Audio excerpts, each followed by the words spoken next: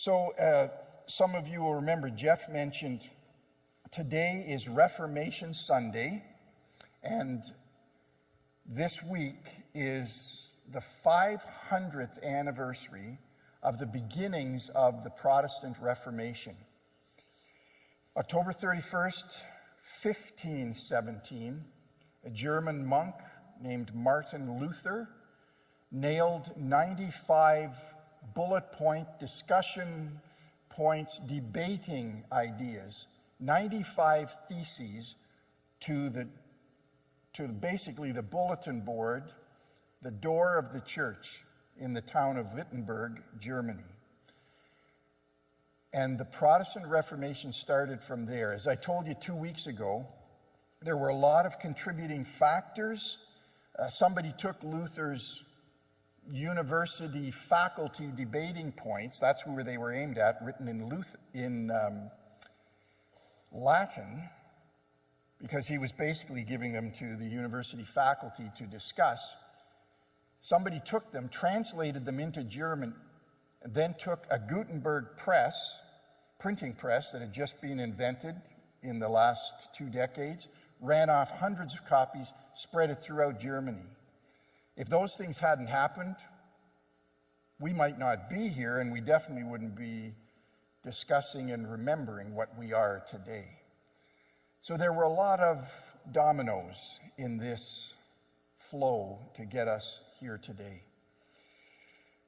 The early church knew the story of Jesus, and they figured things out over time. One of their early leaders, a man named Paul, wrote a lot of letters and a lot of teaching, and John's got it up for us already. Here's a key sentence from his letter to Ephesus in Greece. For it is by God's grace you have been saved through faith. It's not the result of your own efforts, but God's gift, so that no one can boast about it. Maybe he heard Jesus' parable. Maybe he remembered what Jesus taught in that story. There's a song that's stirred me. I'm going to even say it's haunted me for nearly 2 decades. The song's titled, I Still Haven't Found What I'm Looking For. Hands up if you know it. Yeah, okay. Irish rock band U2. 3 of the band's 4 members, as you probably know, were or are professed followers of Jesus. So many of their songs are about the world's suffering and pain and the quest for justice and healing. But there seems to be a haunting emptiness in their faith. At least there was 25 years ago when they wrote this. Listen, I believe in the kingdom come.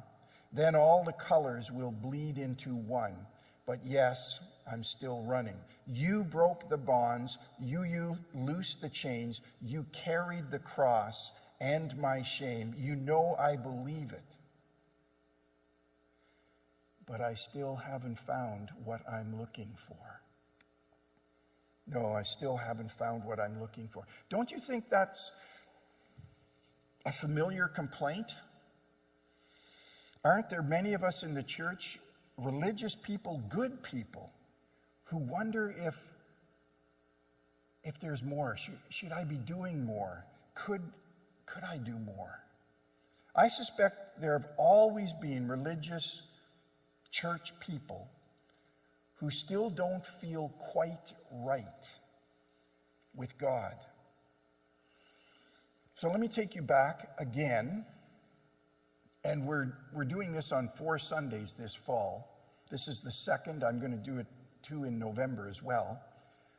We're going back nearly 500 years to this young monk in Germany.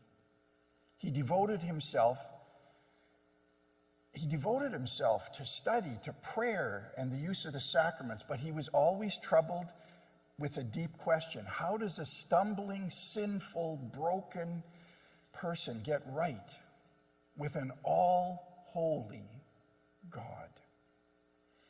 Martin Luther sought the answer in the confessional. Time after time, he confessed his sins until the priests who had to hear him were weary. Luther would go 2-3 times a day to confession. It wasn't that Lutheran was paranoid about trivial matters. The issue was he simply knew God is not to be trifled with. The human flaws and failure were undeniable, and judgment was inescapable. He knew it. He was very religious, but he had no joy or no peace. He still hadn't found what he was looking for. And then it happened. While he was reading Scripture, a letter Paul wrote, the letter to the Romans actually this time, he stumbled on a text which rang with the profoundest truth. I used this one 2 weeks ago, and I'll echo it again. The just shall live by faith. Romans chapter 1. The just shall live by faith. Something clicked for Luther, and he got it. There's a great definition, 3 definitions actually. I think we printed them on the front cover of your announcement sheet there. Justice. Justice is when you get what you deserve. Mercy is when you don't get what you deserve. Punishment is held back. But grace is when you get what you don't deserve. You get God's unmerited love and acceptance. Grace. Amazing. God's righteousness, this is what Luther discovered. God's righteousness is not courtroom type justice, which gives people what they deserve.